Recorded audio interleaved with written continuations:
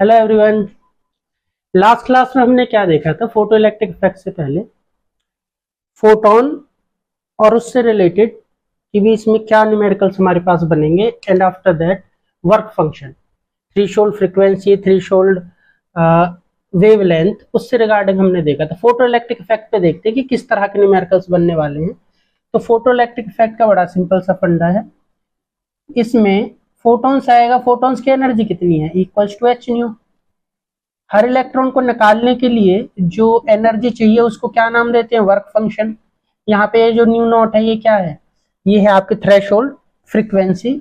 H Planck constant है और इसको हम इस तरह से भी लिख सकते हैं। यहाँ पे C is the speed of light and lambda naught is the threshold wavelength.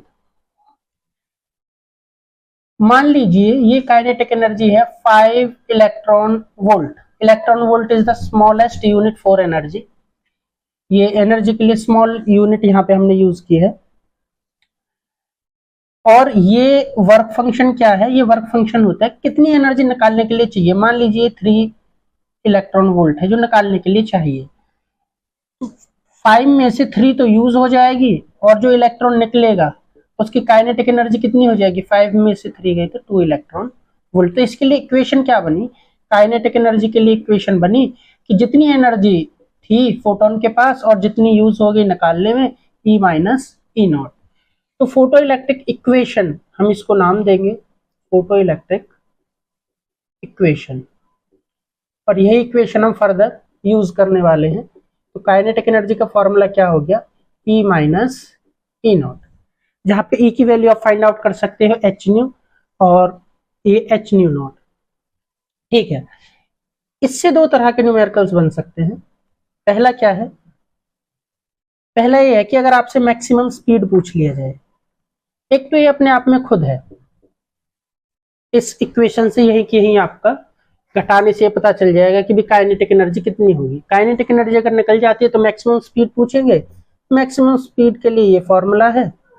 जो भी काइनेटिक एनर्जी यहाँ से घट के आई है उसको इसके बराबर रख दो।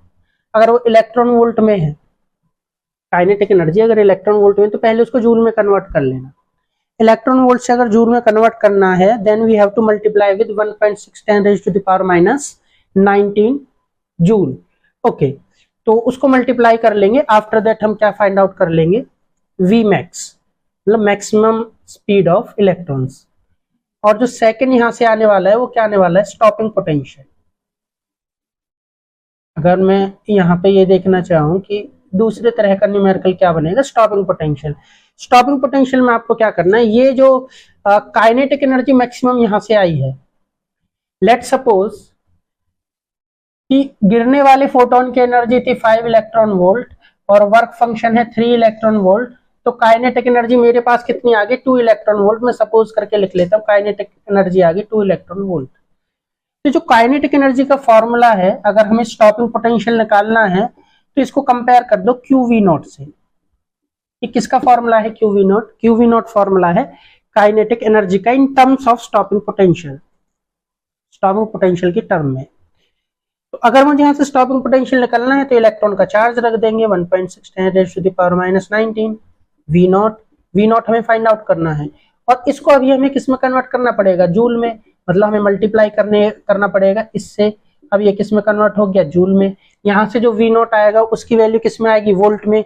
इसका तो सिंपल मतलब बना कि वापस से हमारा आंसर कितना आ गया? 2 वोल्ट आंसर आ गया। आप जूल मत करना, आप पोटेंशियल निकल गया है तो क्या आंसर आएगा? वोल्ट। तो इसका मतलब तो सीधा है, जो काइनेटिक एनर्जी है वही हमारे पास क्या आ गया? Stopping potential. बस फर्क इतना है कि काइनेटिक एनर्जी की यूनिट है इलेक्ट्रॉन वोल्ट और स्टॉपिंग पोटेंशियल की जो